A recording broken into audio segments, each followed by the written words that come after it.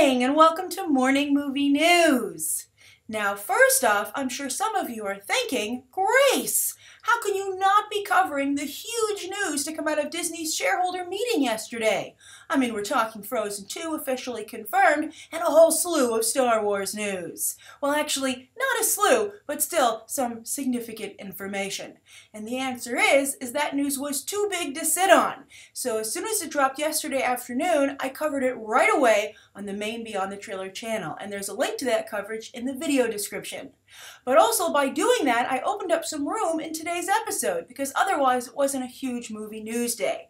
So what I'm going to do is cover 2 stories and then answer 2 viewer questions. And I might try and do that a little bit going forward on a more regular basis because, as I said, you guys are getting really good at asking questions, and there are just a whole backlog of questions that I want to get to. So maybe instead of doing a whole episode of viewer questions, which therefore might cause me to miss some news that you guys want to discuss, maybe the answer is to sometimes do 2 viewer questions instead of just 1. But also, before we get to today's 2 stories and 2 viewer questions, I also want to take a moment to remind you that you have until March 18th to get in your 1-sentence review challenge to potentially win one of the 3 Blu-ray copies I have to give away of The Hunger Games Mockingjay Part 1. And that's, of course, courtesy of our friends at Dolby Atmos, who gave me those 3 copies to give away to you, because they're very proud of the work they did with that technology on not just the film, but of course the mix for your home viewing pleasure. Now, just to refresh your memory, the way you enter is that you have to tweet me at Grace Randolph, and then you also have to include the hashtag Dolby Atmos, and then with the characters you have left, got to make it a challenge for you, you offer your 1-sentence review for The Hunger Games Mockingjay Part 1. And you can say anything you like about the movie. You can like it, you can dislike it, just have fun with it. That's all I ask, and that'll give you the best shot. You know, have fun with it, or, you know, also heartfelt. I got some really heartfelt submissions as well. You know, as they come in, I will give them a star. I will star. I forget exactly what it's called to star something on Twitter, but I'll be like, I like it, just so you know that I saw it. And then as I get them, I pull the ones that are my favorite so far before I make the final selection. And so far, I have a lot of funny ones, but I also have some heartfelt ones. So I was going to say, being funny with it will give you the best shot of winning, but that's actually not true. Just put your heart into it, and again, have fun with it. All right, so let's move on to today's 2 stories and then the 2 viewer questions. So we're actually going to start out with some Game of Thrones movie news. And this is courtesy of a story that one of you sent me on Twitter, so thank you. I always appreciate when you guys send me news stories. It not only gives me a heads up sometimes, but it gives me an idea of what you actually want to see covered. Because if enough people are sending it in, I'm like, okay, that's what people want to talk about. So this one, Game of Thrones, I think we always all want to talk about Game of Thrones. I can't do it that often, even though I'm a big fan of the show because it's obviously in the TV scape. But I've been hoping that it's going to come over to my territory with a movie. And I think a lot of people have been hoping that, including George R.R. Martin, creator of the Game of Thrones books, and obviously an advisor on the show. And he's even said that he's going to try and force a movie by making his final book, right now they're only signed, I believe, through season 7, making his final book like so high budget that they would have no choice but to make a movie. You'll just have like a huge dragon fight, I guess, and be like, you know, sorry HBO, it's what I want and it's what the fans want. But maybe it's not what HBO wants, and that's how this story made some headlines. Now, on a side note, we were already talking about HBO recently because they have their HBO Now service. It looks like they're going to launch just to coincide with the season 5 debut of Game of Thrones, and that will allow people who don't get HBO through a cable provider to still acquire the shows legally. Game of Thrones is the most pirated show in the world, but you can get it legally now for $15 a month directly from HBO. And we'll see. Netflix is about half that price for streaming only, and some of you pointed out that Netflix actually has a much bigger streaming library from which to choose. So the 2 things will happen. Either HBO will have to come down in their price, and then I don't know how they're going to keep a higher price through cable providers, but then also maybe perhaps Netflix will see their price rise. We'll see. We'll see how it all shakes out. A lot of interesting things happening on the small screen. But will Game of Thrones come to the big screen? And that's the question that's come up. And there was, of course, big coverage at Entertainment Weekly, as I'm sure you've seen. All those covers came out. And they asked the head of programming on HBO, his thoughts on a movie, Michael Lombardo. And let's just be fair, because this guy's in charge of programming, he obviously wants to make sure that he continues to have programming, right? It's not in his best interest, I guess, to see these things jumped out of his realm to the movies. So he said, this is a quote, "Certainly there have been conversations where it's been said, wouldn't it be cool to do that? But when you start a series with our subscribers, the promise is that for your HBO fee, we're going to take you to the end of this. I feel that on some level, a movie will be changing the rules. Now you have to pay $16 to see how your show ends." Well, 16 if I guess you just see it regular, if there's no 3D or IMAX, right? And who are we kidding? There will at least be IMAX. But anyway, that's Michael Lombardo's position, which I find odd, and I'm surprised, potentially maybe the interviewer did, but often sometimes when you get these sponsored interviews, you'll find that journalists will play very nice because they're like, I want to get another one. So it's a fine line. I'm sure you've seen me try to walk that fine line sometimes in my own junket interviews, but I never give anybody too easy a ride. But you want to be polite and professional. So sometimes you'll see me kind of try and slip something in there if I can. It's interesting though. Sometimes you guys will be like, why didn't you ask this? Or why didn't you accuse them of this? And you're like, I'd get kicked out of the room. And they would not answer it. And they would perhaps potentially confiscate the videotapes and not give me my footage. It's a weird dynamic, the relationship between Hollywood and the entertainment media. But anyway, I think, I think this is a fair question for Michael Lombardo. I'd be like, well, what about Sex and the City and Entourage? Didn't you ask your viewers to pay $16 or so to finish those shows? And I guess Michael Lombardo's response would be, hey, you know what? Those shows finished, and then they were extended by the movies. So perhaps we'll get an ending and then some kind of Game of Thrones movie after that. Maybe that's how they'll justify it. I think it would be ridiculous not to make a Game of Thrones movie. Do you know how ridiculous I think it would be? I think it would be on par with not making Frozen 2. I think it's one of those big obvious things where you're like, duh, of course you're going to do it. And maybe they're just trying to add some mystery to it, or maybe they're trying to keep their options open and being like, maybe we won't. Maybe they have ads to sell or investors to please, and they don't want to promise people a movie that, to be fair, is a couple of years out anyway. But I think that they should definitely make a Game of Thrones movie, and it would take the franchise and brand to the next level. Why wouldn't there be a Game of Thrones theme park, right? Although perhaps it would be more like Westworld, right? Because there are a lot of Westworld, of course, is also going to be an HBO show that's coming up from Christopher Nolan's brother Jonathan. But there's so much debauchery and violence in Game of Thrones. What would that theme park experience be like? But I think a lot of people would be interested in it, and if it wasn't too gross and disgusting, and if I could just continue to watch it and experience it safely, I'd be up for that. I think that it's just such a wonderful, wonderful show with great world building. Although, actually, also one of you sent me yesterday the credits, and I'll put this in the, I think it was Jason Phillip, BTT viewer on Facebook, who often writes me there, because most people interact with me on Twitter, actually. But he sent me the Game of Thrones opening credits done as an 80s show, and I'd say the first half is like pretty spot on. Some of the actors really lend themselves to an 80s show, and they get rare clips of them in Game of Thrones smiling and being jovial, which of course is how a lot of 80s shows went down, especially the fantasy ones. But anyway, I think they should definitely make a movie. I would think it's still on the table. Maybe Michael Lombardo just isn't a part of those conversations. But I guess one of the reasons I bring it up now to you today is, how do you feel? I mean, when you think about it, $16 is about what they're asking you to pay for HBO for a month. So if they're giving you a giant big movie, like a 3-hour epic, that's like 3 episodes. I guess you get 4 episodes in a month. But nevertheless, I think, with the bigger budget and the, flashier scenes that a movie would allow them to do, I think people would agree it would be worth it. I don't think anybody would be like, dear HBO, I subscribe to your service and I expect not to have to pay additional monies to see the end of my show. Then they'd be like, dear HBO, thank you. I loved the Game of Thrones movie. So we'll see what happens, but I'm very curious to see your thoughts on it as well. Now, the second story of the day has to do with actors playing superheroes and how they use that power for good. Now, we just recently talked about Chris Evans and Chris Pratt visiting a Seattle Children's Hospital. Apparently, as many of you pointed out, this was their second visit, actually, and the first time Chris Pratt went in costume as Star-Lord, and then the second time Chris Evans went in costume as Captain America. I guess they didn't want to have a crossover before Kevin Feige made it so, right? They're like, sorry, Star-Lord and Captain America can't meet yet. Maybe they're contractually obligated not to show up in costume together. Who knows? That would be an interesting, fun fact. But, Robert Downey Jr. never wanted to be outdone. Perhaps, I'm sure he didn't, but it's fun to rib on Robert Downey Jr. Some people pointed out that, yesterday I was talking about people being rude to 50 Shades of Grey fans, and a couple of DC fans said, well, how do you think we feel when you're always ragging on DC? But I think, to be fair, sometimes I rag on Robert Downey Jr. as well. And he, of course, is Marvel's poster boy, or at least he would like to think he is. And I'm sure it must kill him inside that at some children's hospital somewhere, they weren't like, well, it's really nice to meet you, Star-Lord and Captain America, and/or Captain America, but where's Iron Man?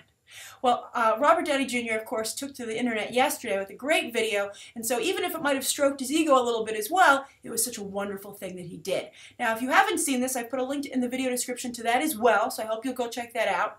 And it's Robert Downey Jr.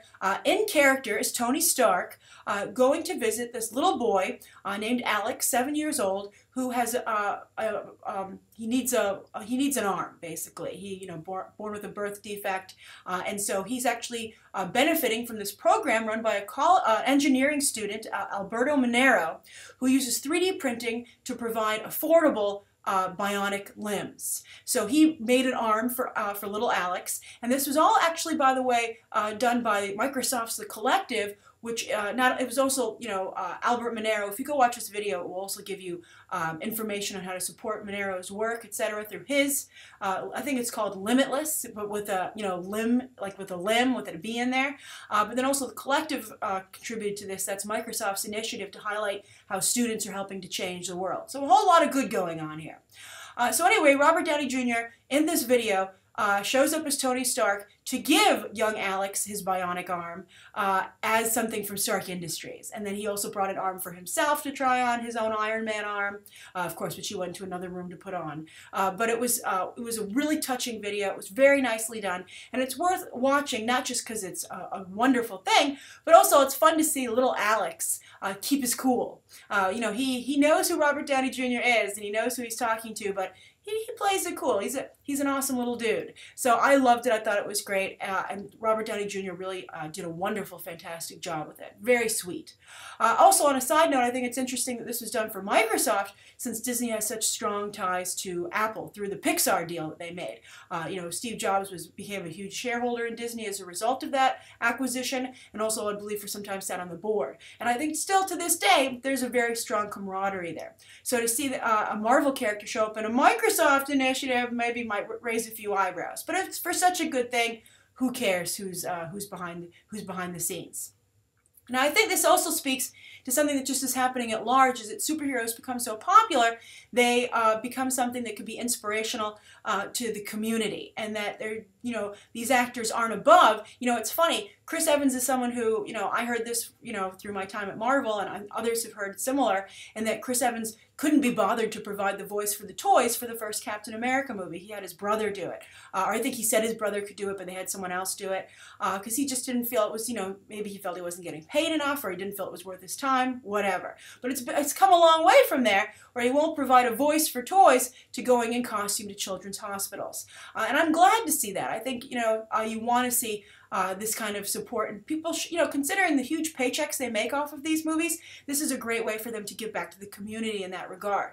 Although Keanu Reeves also, on a side note, Keanu Reeves is a wonderful individual who gave a large part, or at least, a decent chunk of his salary from the Matrix films to those who worked on the Matrix films because he felt they helped him create the character of Neo, and he wouldn't be getting that big paycheck without him.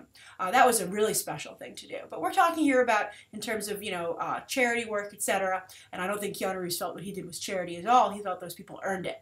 But I think that I would like to see Warner Brothers step into this area. Bat-Kid, to some degree, falls under this category. However, that was not a Warner Brothers initiative. I guess they had to agree to let them use those characters, but I mean, who would stop them, right?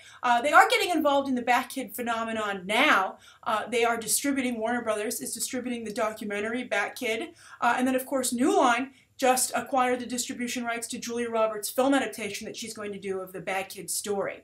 So they'll be handling both the documentary and fictional or at least narrative versions of that story. So I'm glad Warner Brothers is doing that. And I think it would be great, you know, Henry Cavill, I checked before I filmed this if he had ever done it. I did not see him visiting any children's hospitals.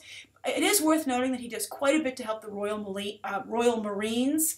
Henry Cavill, of course, is from the UK, so I think that's extremely commendable. But, you know, I think that it would really be beneficial to the brand, DC Comics, to see, you know, they're getting their own group of superheroes and to see these actors going out and also interacting with the community in such a positive way. I mean, they're a darker, perhaps you could say less family-friendly brand, because they, you know, that's by choice. But at the same time, let's not pretend kids aren't watching these movies, right? They're seeing Man of Steel. I'm sure they saw Nolan's Dark Knight films, and I'm sure a lot of them were super impressed. So I think that they would love to get a visit from Ben Affleck, maybe just as Bruce Wayne, right? That'd be awesome. Or, of course, the new Aquaman. So anyway, that's the second story of the day. Let's move on to the viewer questions. Two. We'll start out with one from Yair Yepes. And Yair says, question. And I guess is a very good one, I hope, smiley face. It is a good one, Yair, and it's today's first question. So Yair says, hi Grace, do you think that the trilogy format is totally dead? You've pointed out in your videos that Hollywood wants to turn everything into a franchise instead of a trilogy. I ask you this because I have noticed that with Star Wars The Force Awakens, everybody's calling it Episode 7. Everyone but Lucasfilm Disney. There is no sign that Episode 7 will be in the title of the movie, neither the teaser nor the website. Could it be that Star Wars will no longer be in trilogy format? Love your channels, Yair. Well, really interesting question, Yair. I think that there are a couple of ways to go about this. I think that yes, the trilogy as a, you know, 3 and done is over. I think that it's just not conducive to Hollywood filmmaking anymore, and I also don't think it's what audiences want. Audiences want these universes to continue and to expand. So the trilogy, I think, is done. But I think that doesn't have to be done in terms of a storytelling, measurement. And I think that it would be very beneficial for these for franchises as they continue to be told in trilogy arcs. I think very much, you know, the first Star Wars arc is about Luke Skywalker's journey, and the prequels were very much about Anakin's journey. And I would like to see episodes 7 through 9 be about another character's journey. And I think that's a way to keep these things in a good format and structure. And Lord of the Rings did the same thing. 3 Lord of the Rings, then 3 Hobbits. And I think that that creates, you know, these little packages within a larger frame. And that way, you can just enjoy this trilogy, or you can go and, combine them all together and enjoy the big epic story. I think it also works very well because, you know, from a comic book perspective, it's like story arcs in a comic book. Now, of course, a comic book is ongoing, but there are still story arcs that become trades later on that are standalone as well as fit into the bigger picture. So that's what I would advise. I would advise doing trilogies within that larger frame. Now, of course, Marvel does phases, but their phases have much more than 3 movies in it, perhaps because they're dealing with so many characters. But perhaps you're going to see, you know, Iron Man 3 conceivably is the final Iron Man standalone film, and maybe you'll see that happen with Captain America and Thor, just 3 and 3. And then I think that would be a good idea, because then you can move on to new characters and give them a chance to be in the spotlight. And it's not like those other characters can't show up in other people's movies, as we're clearly proving with things like Captain America 3, Civil War. So you can have like, okay, once Thor and Captain America finish their runs, which they're about to do, that's great. Then we're moving over to Black Panther, Doctor Strange, Carol Danvers, aka Captain Marvel, and then we can just, you know, keep going. After Guardians of the Galaxy has had 3 movies, let's find another Marvel cosmic property to explore, right? I think that's really a good way to go. And then you can keep the main core, you know, the through line, the Avengers films, as some kind of team film where everybody gets back together. And again, they can show up in other people's, trilogies. So I think the trilogy shouldn't totally go away, but I think that no longer is it just 3 movies and then the franchise is over. And I don't think it's necessary. I don't think this is a bad thing. I think it's an evolution of the blockbuster storytelling, you know, format. But I just think that trilogies should be viewed then just as arcs within the larger picture. So that's my opinion on it, but I'm very curious how everybody else feels. How do you feel about the lack of trilogies, that they're going away in terms of that's it? I think you can point to films like Indiana Jones 4 and be like, they should have left it at 3, but then I think clearly Marvel has proven that doesn't necessarily have to be the case. That you can make more than 3 movies and still have a great product. Also, Harry Potter proved that as well. All right, so let's move on to the second question of the day. This comes from Brody Rule. And Brody says, "Hey Grace, I love your show, watch it all the time in good old Canada." Hey Canada! And today I have a question about something that's pretty important in the film industry, and that's film itself. It seems every day directors like Christopher Nolan are fighting to keep film alive in Hollywood, and more films are being shot on digital. So my question is, which side are you on? Do you agree with Nolan that it is important to preserve film? Or are you like most directors and think digital is the better option? Thanks so much. It's because of you and your shows that you make me want to pursue a career in film. Oh, thank you, Brody. What a wonderful thing to say. That always means so much to me. And I love your question, which of course is why I picked it for the second question of today. Now, I would like to point out that I think that it is weird with film, and that when you go and see a movie, you're no longer seeing something that's projected. There's just someone pressing play on a DVD upstairs. So it's basically like, hey, you want to watch this new movie? Let's go over to AMC's house. They have an awesome home theater system. So I think that takes a little of the magic away from it, that they no longer have these great big film canisters. But I think that while there's that romantic aspect to it, I think the end result has finally been where it doesn't make a difference. I think that digital has gotten to the point where it looks just as good at film and doesn't hinder a filmmaker. So I do think that while I understand where Christopher Nolan and other filmmakers are coming from and wanting to protect film, I don't think it's necessary to protect it, and perhaps not the best thing for the film industry. And here's why. I think when digital film initially came on the scene, I was totally in the camp of, it's ruining films, it doesn't look as good, we got to get rid of it, this is a horrible idea. But they've taken, as with all technology, it eventually gets there.